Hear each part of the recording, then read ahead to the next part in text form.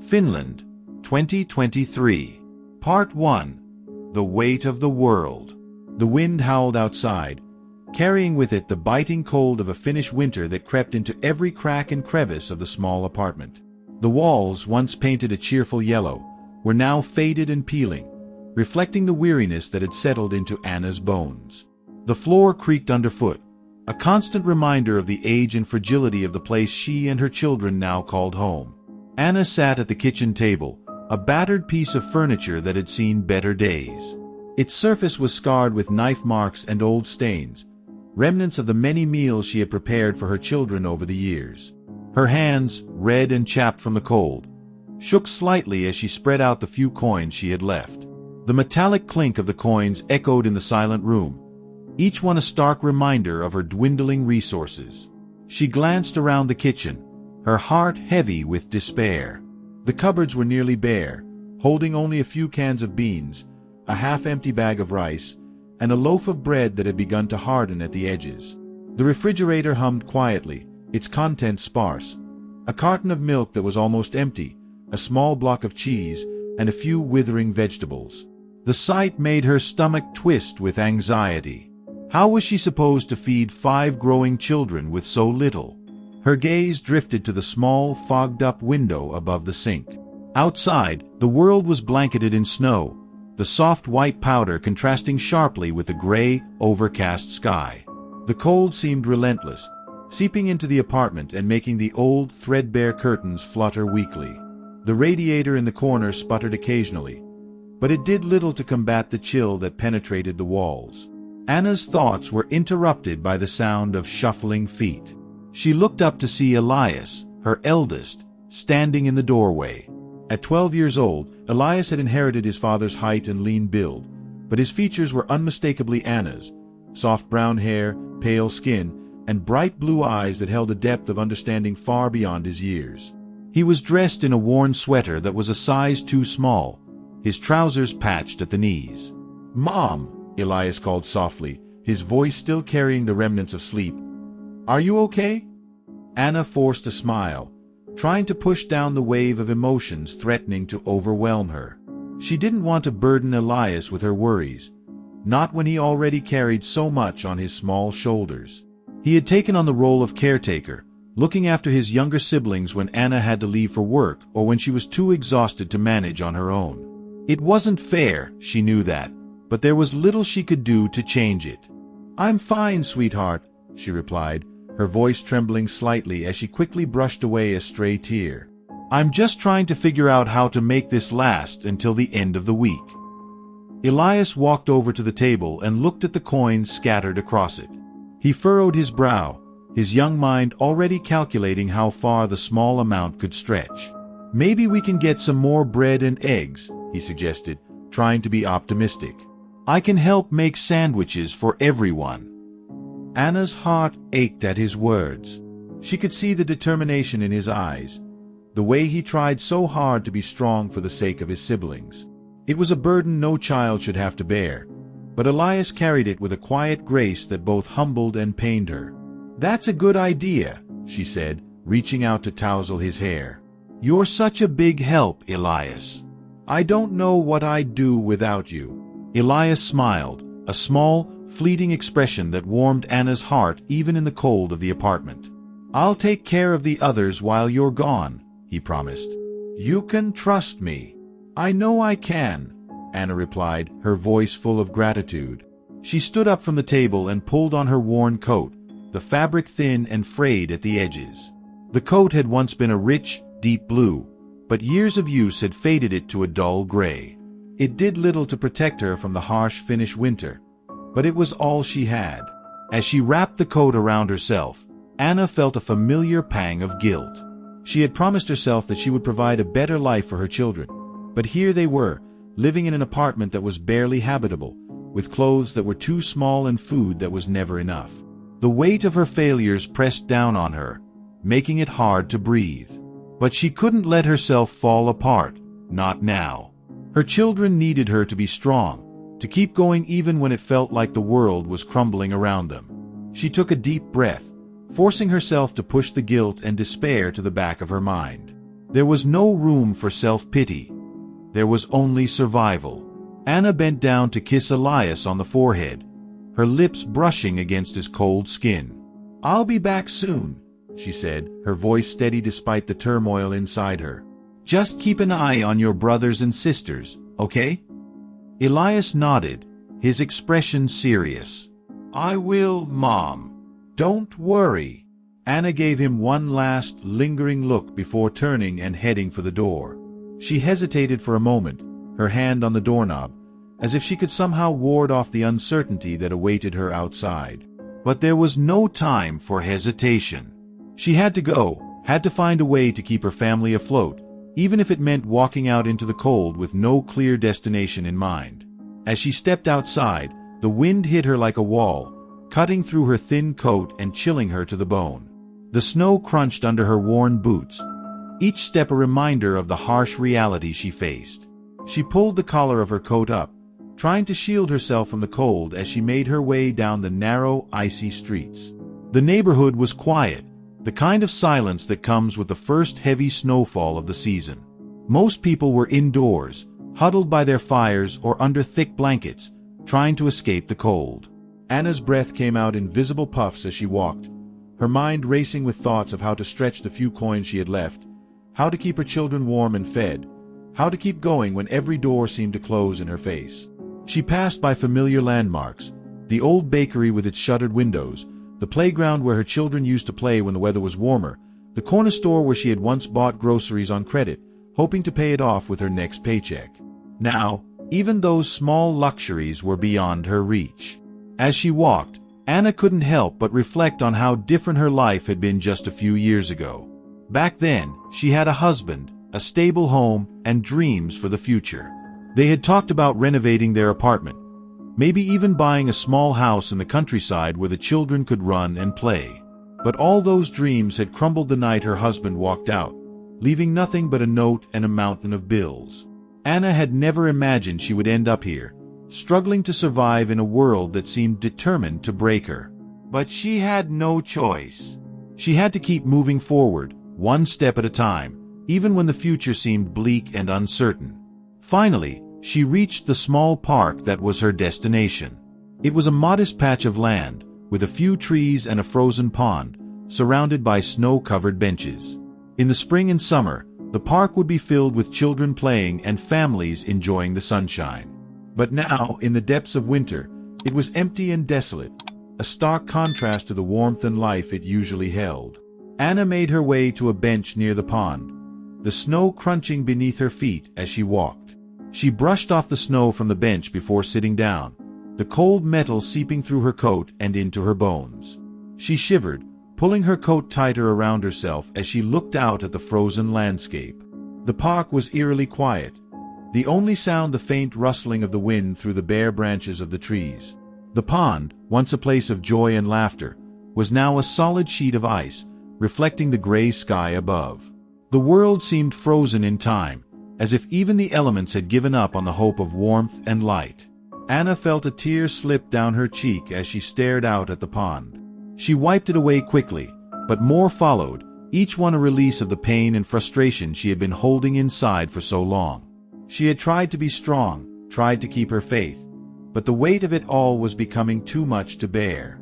As the tears flowed, Anna allowed herself to cry for the first time in months.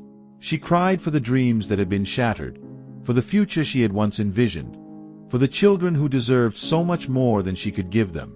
She cried for the loneliness that had become her constant companion, for the fear that gripped her heart every time she thought of what the next day might bring. And as she cried, the cold seemed to fade away, replaced by a numbness that spread through her entire body. It was as if the tears were washing away the last remnants of hope she had clung to, leaving her empty and exhausted. Anna closed her eyes, letting the tears fall freely, her breath coming in ragged sobs. She was so tired, so incredibly tired of fighting, of struggling to keep her head above water. She had done everything she could, but it never seemed to be enough. No matter how hard she worked, no matter how much she sacrificed, life just kept throwing more obstacles in her path. For a moment, she wondered what it would be like to just give up, to stop fighting and let the cold take her. It would be so easy, so peaceful, to just close her eyes and drift away, leaving all the pain and hardship behind. But then she thought of her children, their bright faces, their laughter, and their love. She couldn't leave them. They needed her, and she needed them. They were the only thing that kept her going, the only reason she hadn't given up a long time ago. Taking a deep, shuddering breath, Anna opened her eyes and looked up at the sky. The first snowflakes were starting to fall, drifting lazily down to the ground. Part 2. The Struggle Within. The days that followed were a relentless blur of survival. Anna moved through them like a shadow, her mind weighed down by the burden of her circumstances. Each morning, she woke to the same bleak reality. A home that barely kept out the cold, children who needed more than she could provide, and a bank account that was rapidly approaching zero. The small apartment, already feeling like a prison, seemed to close in on her with every passing hour. Anna stood at the stove, stirring a pot of thin soup, the only meal she could manage with the last of their groceries. The kitchen was dimly lit, the single bulb overhead flickering occasionally, casting long shadows on the cracked tiles. The scent of boiling potatoes and onions filled the air, a smell that should have been comforting but now only served as a reminder of how little they had. The children were seated at the small table, their chatter subdued as they waited for dinner. Elias, ever the protector, was helping his younger sister, Lena, with her homework. Lena's bright blue eyes, so full of curiosity, were fixed on her brother as he patiently explained a math problem. On the other side of the table, the twins, Mika and Noah, were engrossed in a game of tic-tac-toe, their small faces scrunched up in concentration. The youngest, baby Alina, sat in her high chair, gnawing on a piece of stale bread. As Anna watched them, a pang of guilt twisted in her chest. Her children were resilient, but she could see the toll their situation was taking on them. Elias, only 12, had grown too serious, too quickly.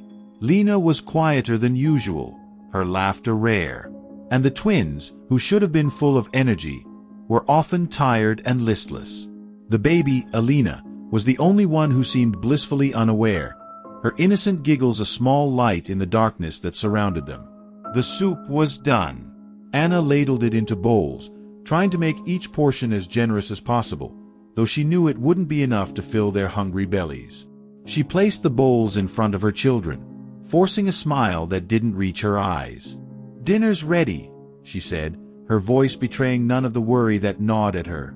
"Thank you, Mom," Elias said quietly, his eyes meeting hers with a look that was both reassuring and heartbreaking. He was trying to be strong, for her and for his siblings, but Anna could see the fear lurking behind his gaze. He was old enough to understand the gravity of their situation, and that knowledge weighed heavily on him. The children ate in silence, the sound of spoons clinking against the bowls the only noise in the room. Anna sat with them, though she barely touched her food. Her appetite had long since disappeared, replaced by a gnawing anxiety that seemed to consume her from the inside out. After dinner, the children retreated to the small living room, where they huddled together under a single blanket. The apartment was drafty, and the old radiator did little to ward off the cold that seeped through the thin walls. Anna joined them, pulling the blanket tighter around her children as they watched a program on the small, outdated television. The picture flickered occasionally, the signal weak, but it was enough to distract them, if only for a little while. Anna sat on the edge of the worn couch, her eyes fixed on the television but her mind far away. The weight of their situation pressed down on her, making it hard to breathe. She had always prided herself on being strong, on finding a way to overcome whatever life threw at her. But this was different. This was a fight she wasn't sure she could win. Her thoughts turned to her job search. It had been months since she had lost her last job, dismissed without ceremony when her employer had deemed her family responsibilities too burdensome. Since then, she had applied for dozens of positions, anything that would allow her to provide for her children, but the rejections kept coming. Employers saw a single mother of 5 as a liability, not worth the risk. And with each rejection, Anna felt her hope dwindling, slipping through her fingers like sand. She had tried to hide the worst of it from her children, But Elias had picked up on the strain in her voice, the dark circles under her eyes. He had asked her once, in that careful way of his, if everything was going to be okay. She had lied, of course, telling him that they would be fine, that she would find a job soon. But the truth was, she didn't know how much longer they could hold on. As the children started to drift off to sleep, their small bodies curled up together on the couch, Anna rose quietly and slipped into the bathroom.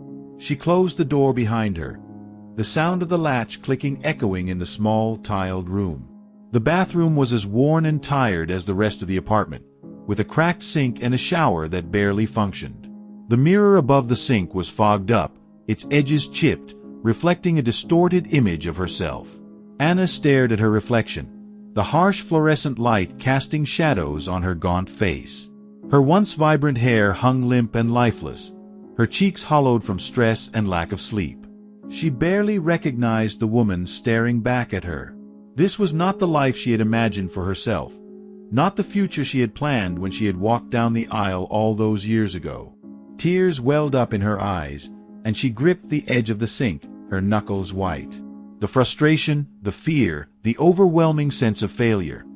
It all came crashing down on her in that moment. She had done everything she could, had given everything she had, and it still wasn't enough. "Why, God?" she whispered, her voice breaking. "Why is this happening to us?" The silence of the bathroom was her only answer. She felt so alone, so completely and utterly alone in her struggle. The weight of it was crushing, suffocating, and for the first time, she allowed herself to truly feel it. The tears fell freely now, dripping onto the cracked porcelain of the sink. She had tried to be strong for so long, had tried to keep her faith, but it was slipping away, bit by bit, with each passing day. Anna sank to the floor, her back against the cold, tiled wall. She pulled her knees to her chest, wrapping her arms around them as she sobbed. The sound was muffled, contained within the small space, but it was raw and full of pain. She cried for herself, for her children, for the life they had lost and the uncertain future that lay ahead. It felt like hours passed before the tears finally stopped, leaving her drained and hollow. She wiped her eyes with the back of her hand, her breath coming in shaky gasps. The bathroom was still, the air heavy with the aftermath of her breakdown. Anna knew she couldn't stay here forever. Her children needed her. They were all she had, and she was all they had. She couldn't afford to fall apart, no matter how much she wanted to. Taking a deep breath, she forced herself to stand, her legs trembling beneath her. She splashed cold water on her face, hoping to wash away the evidence of her tears, though the redness in her eyes remained. She looked at herself in the mirror one last time, forcing herself to meet her own gaze. This wasn't the end, she told herself. It couldn't be. There had to be a way through this, even if she couldn't see it yet. With a final, determined nod to her reflection, Anna opened the bathroom door and stepped back into the living room. The children were fast asleep, huddled together under the blanket, their faces peaceful in the soft glow of the television. Anna's heart ached at the sight of them. They deserved so much more than this, and she would do whatever it took to give them the life they deserved. As she settled back onto the couch, pulling the blanket up to cover herself as well, she whispered a silent prayer, one last plea for help in the darkness. She didn't know if anyone was listening, but she had to believe that they were. She had to hold on to that small flicker of hope, no matter how faint it was. The night stretched on, the apartment quiet and still, but Anna remained awake, her mind racing with thoughts of what tomorrow might bring. She didn't know how they would make it through the next day, or the day after that, but she knew she had to keep going. For her children, for herself, for the small chance that things might get better. And as the first light of dawn crept through the curtains, casting a pale glow on the sleeping faces of her children, Anna made a vow to herself. She would not give up. No matter how hard it got, no matter how many times she was knocked down, she would keep fighting. Because that was what a mother did. Part 3. The Final Stand. The days that followed Anna's breakdown in the bathroom were some of the darkest she had ever faced. The thin veneer of strength she had clung to was cracking, and the reality of their dire situation was becoming impossible to ignore. Every moment was a battle, against the biting cold, against the gnawing hunger, and against the fear that threatened to swallow her whole. But through it all, Anna kept going, driven by a fierce determination to protect her children, no matter the cost. Their landlord had been lenient for as long as he could, but the final notice arrived one chilly morning, slid under their door with a thud that echoed in the silent apartment. It was a simple piece of paper, yet it carried the weight of their world. Anna stared at it for a long moment, the words blurring together as tears filled her eyes. She knew what it meant. They had run out of time. Anna spent the next few days frantically searching for another place to live. The thought of her children being out on the streets, exposed to the freezing temperatures, was unbearable. She visited shelters, made desperate phone calls, and scoured the city for any place that might offer them a roof over their heads. But it seemed that every door was closed to them. Shelters were full, apartments were too expensive, and no one wanted to rent to a single mother with 5 children and no stable income. The situation at home grew more tense with each passing day.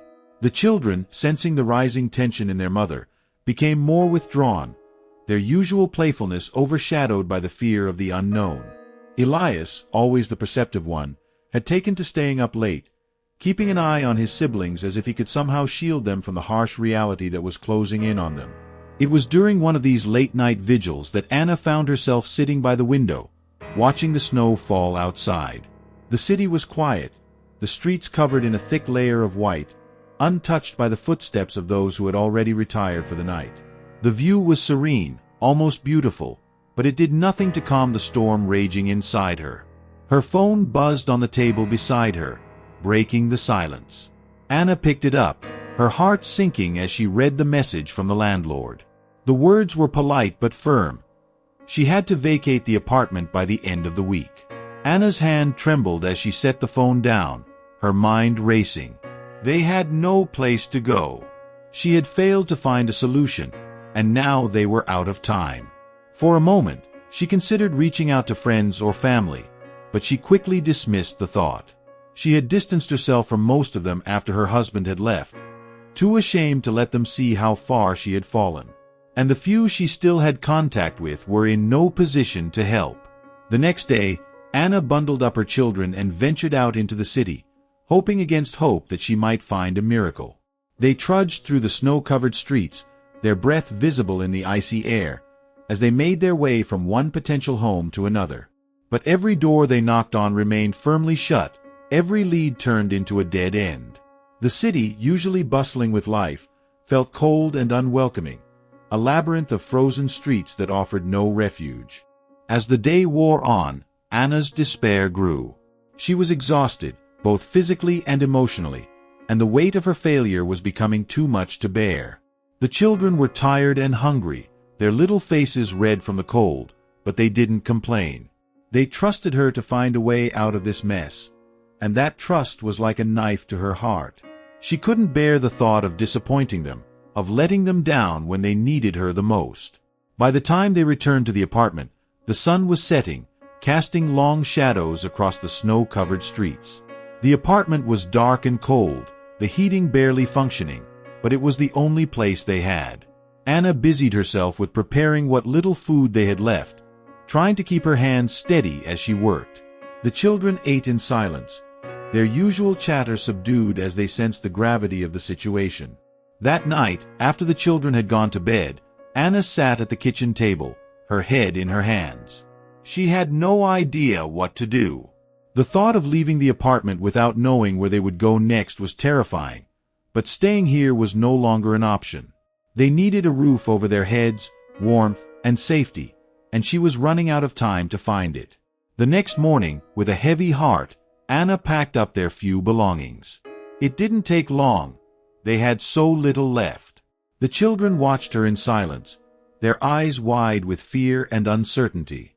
Anna tried to reassure them, telling them that everything would be okay, but the words felt hollow, even to her. By noon, they were ready to leave. Anna took one last look around the apartment, the place that had been their home for the past few months. It wasn't much, but it had been theirs, a place where they had laughed and cried, where they had found a semblance of stability in an otherwise chaotic world. But now, it was time to go. The walk to their new home was a long and cold one. Anna had found a small, run-down house on the outskirts of the city, the only place she could afford with the last of their savings. It wasn't much, just 4 walls and a roof, but it was better than nothing. The house was old, the paint peeling off the walls, the windows drafty, but it was a place where they could stay, at least for a little while. As they approached the house, Anna's heart sank. It was even more dilapidated than she had remembered, the front steps crumbling, the door hanging crooked on its hinges. But it was their only option, and so she put on a brave face for the children as she unlocked the door and led them inside. The interior was just as shabby as the exterior, the floors creaking underfoot, the walls covered in a layer of dust. The air was musty, the smell of dampness hanging in the air. But there was a fireplace in the small living room, and Anna immediately set about lighting a fire, hoping to chase away the chill that permeated the house. The children huddled together near the fire, their faces illuminated by the flickering flames. Anna watched them, her heart aching. This wasn't the life she had wanted for them, but it was the best she could do for now. She had to believe that things would get better, that this was just a temporary setback. But deep down, she was afraid. Afraid that this was the best they could hope for, that this was as good as it was going to get. As the fire crackled in the hearth, Anna slipped out the front door, needing a moment to herself. She walked to the small park across the street, the snow crunching under her boots. The night was clear, the sky full of stars, but the beauty of it was lost on her. All she could think about was how badly she had failed her children. The park was deserted, the swings and slides coated in a layer of snow.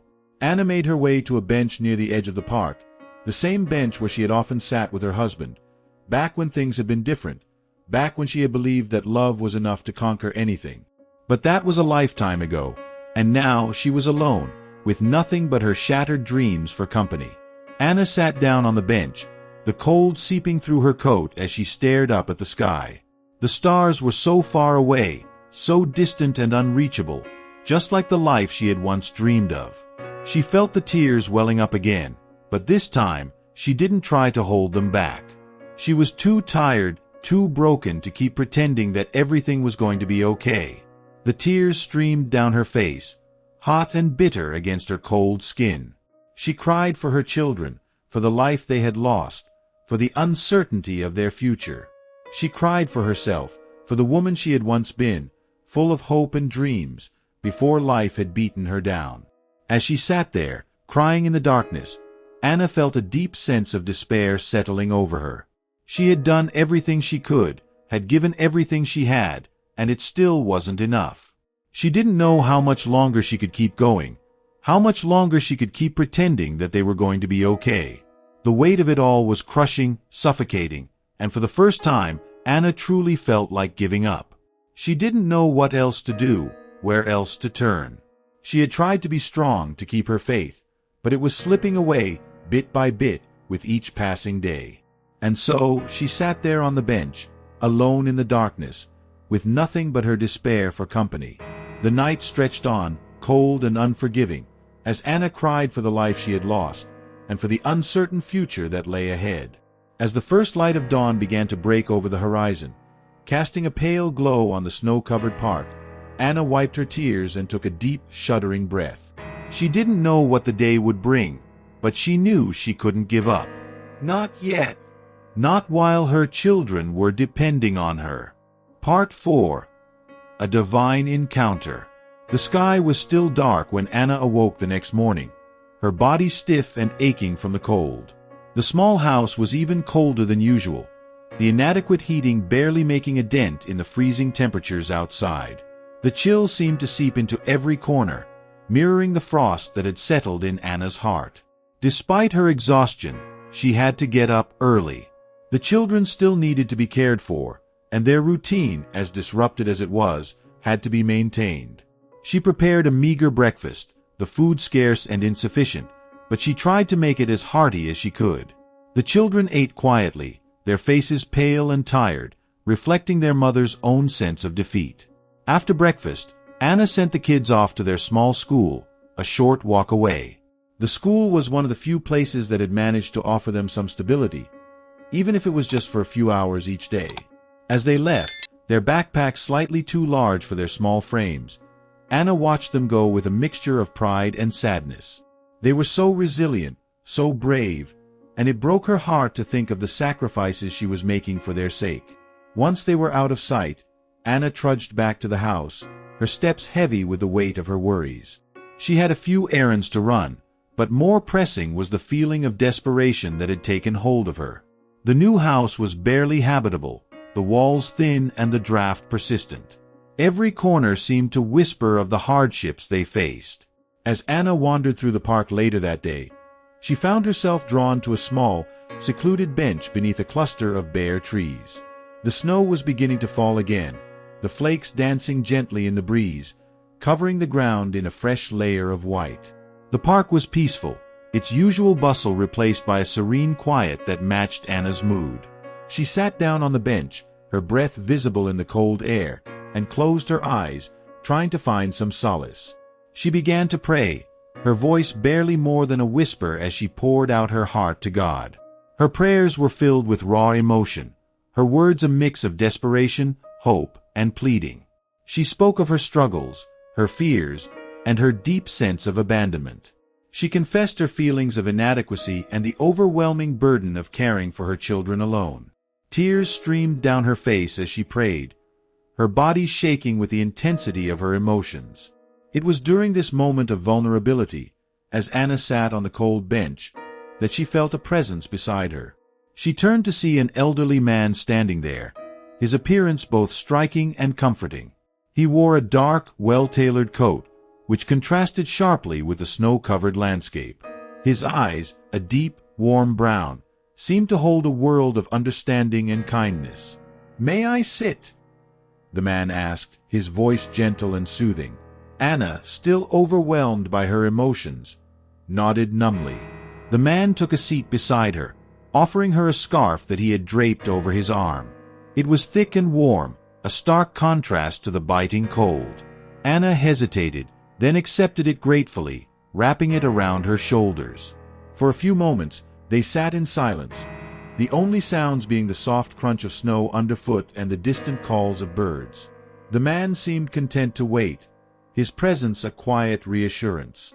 Anna took a deep breath, trying to compose herself before speaking. "I'm sorry," she said finally, her voice trembling. "I didn't mean to break down like this. It's just been so hard." The man turned to her, his gaze filled with empathy. "Sometimes we need to let ourselves be vulnerable to find the strength to keep going," he said softly. "What you're going through is incredibly difficult, but you are not alone." Anna looked at him, her eyes searching for answers. "How do you know what I'm going through?" she asked, her voice tinged with disbelief. "I've been watching," the man replied calmly. "I've seen your struggles, your sacrifices, and I understand your pain." Anna's heart skipped a beat. The way he spoke with such intimate knowledge of her life was uncanny. "Who are you?" she asked, her voice barely more than a whisper.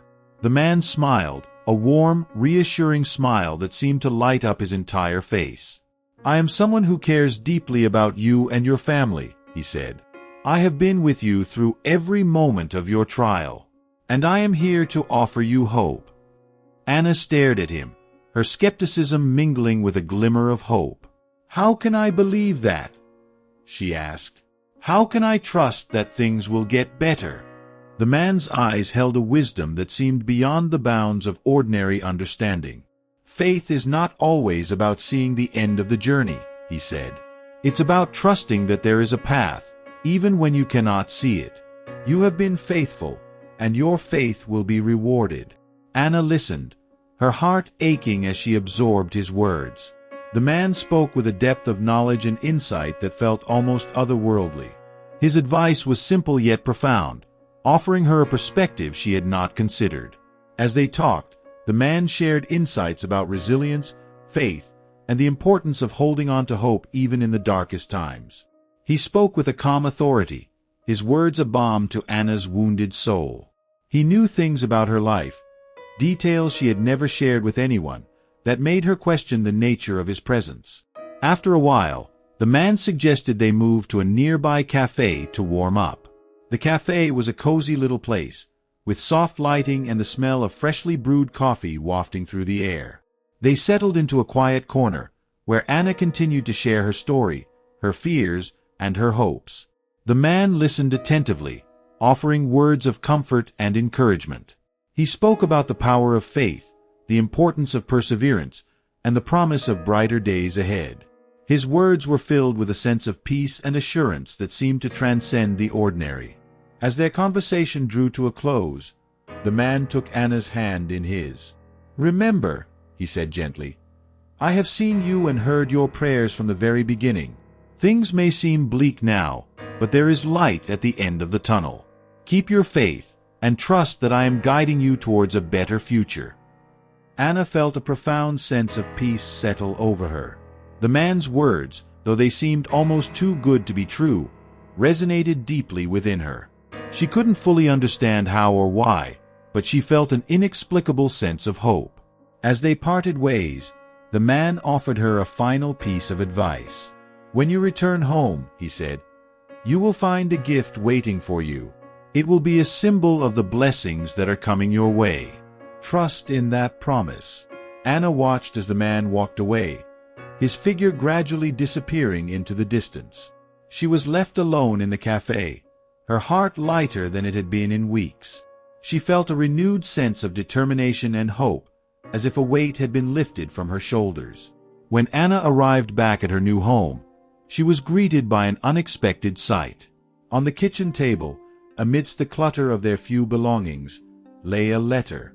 It was a simple envelope, with no return address or identifying marks. Anna's heart raced as she opened it, her hands trembling with anticipation. Inside was a note, along with a substantial sum of 70,000 euros, an anonymous donation that was more than she could have ever hoped for. The note was brief, but it conveyed a powerful message of support and encouragement. It was exactly what Anna needed to continue her journey. With renewed hope, Anna set about planning the next steps for her family. She was determined to make the most of this unexpected gift, to find a way to provide for her children and create a stable, happy life for them. The encounter with the mysterious man had given her a newfound sense of purpose and faith, and she was ready to embrace whatever the future held. As she prepared for the day ahead, Anna couldn't help but feel a deep sense of gratitude and wonder. She had been blessed with a sign of hope, and she was determined to make the most of it. With her children's laughter echoing through the house, she knew that better days were on the horizon, and that faith had truly moved mountains. Part 5. The Blessing Unfolds. The days that followed Anna's encounter with the elderly man were filled with a mixture of anticipation and anxiety. She found it difficult to shake the feeling that something significant was about to happen, even as she struggled to manage the daily challenges of life. The house, though still small and imperfect, felt different now, a place where hope had taken root. Anna's thoughts often wandered back to the cafe and the man who had spoken with such wisdom and compassion. His words had resonated deeply with her, and she clung to them as a source of comfort and strength. The donation he had mentioned, a generous sum of money that had arrived anonymously, had provided a glimmer of financial stability she hadn't known in months. The funds were enough to cover her immediate needs, and she began to make plans to use them wisely. One crisp morning, as sunlight filtered through the frost-covered windows, Anna prepared to start her day. She had a renewed sense of purpose, driven by the promise of a brighter future. The children had returned to school, and the house was quieter, giving her time to focus on the practicalities of life. With the donation in hand, Anna sought out local resources to help her make the most of the opportunity she had been given. She contacted several organizations and agencies, exploring options for support and assistance. She found a community program that offered job training and placement services, which seemed like the perfect fit for her needs. The process of finding a new job was not without its challenges. Anna faced numerous rejections and setbacks, but she kept pushing forward, determined not to let her previous failures define her. She refined her resume, prepared for interviews, and continued to explore every opportunity that came her way. At a local job fair, Anna came across a booth representing a prominent American technology company that offered remote positions. The idea of working from home was particularly appealing, given her responsibilities as a single mother. With hope and a sense of determination, she approached the booth and spoke with a recruiter. The recruiter, impressed by Anna's experience and the passion she conveyed, encouraged her to apply for a position in their company. Although the job was initially advertised as a secretary role, Anna's extensive experience in team management and operations caught the recruiter's attention. The recruiter suggested that Anna might be a good fit for a more senior position. After a series of interviews and assessments, Anna received the news she had been waiting for. She had been offered a position as an operations manager with the technology company. The role was not only a significant step up from the secretary position she had originally applied for, but it also allowed her to work from the comfort of her home. The salary was more than she had ever earned before, providing a level of financial security that was both unexpected and deeply appreciated. The joy Anna felt was palpable. She could hardly believe that her situation had changed so dramatically in such a short time. The new job meant that she could provide a better life for her children, ensuring they had access to quality education and opportunities she had only dreamed of before. It also meant that she could be present for them in ways she hadn't been able to in the past, balancing work and family life more effectively. As the weeks went by, Anna settled into her new role and established a routine that worked for her and her children. The once bleak house was gradually transformed into a warm and welcoming home. Anna used some of the remaining funds to make improvements, creating a more comfortable and functional living space for her family. The children thrived in their new environment, their spirits lifted by the stability and security that now surrounded them.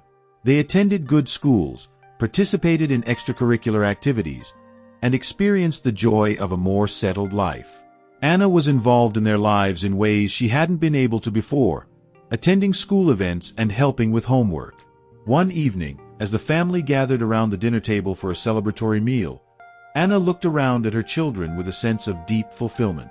The table was filled with a variety of dishes, a luxury she hadn't been able to afford in the past. Laughter and conversation filled the room, a testament to the happiness and contentment that had become a part of their daily lives. Anna felt a profound sense of gratitude as she reflected on the journey she had been through. The challenges had been immense, but she had faced them with courage and perseverance. The support she had received, both from the mysterious man and the generous donation, had been a lifeline, guiding her towards a future she had once thought was out of reach. As she tucked her children into bed that night, Anna whispered a heartfelt thank you to the universe, to the man who had been her guide, and to the faith that had carried her through. She knew that the road ahead would still have its ups and downs, but she faced the future with renewed hope and confidence.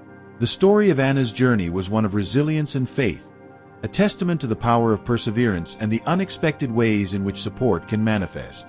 Her life had changed in ways she could never have anticipated, and she embraced the blessings that had come her way with a heart full of gratitude and hope. And so, as the snow continued to fall gently outside, Anna looked forward to the future with a sense of peace and optimism, knowing that her family was on the path to a brighter tomorrow. If this story touched your heart, please leave a comment below, subscribe to our channel, share this video with friends, and give it a thumbs up. Thank you for watching, and until the next faith-filled story, God bless you.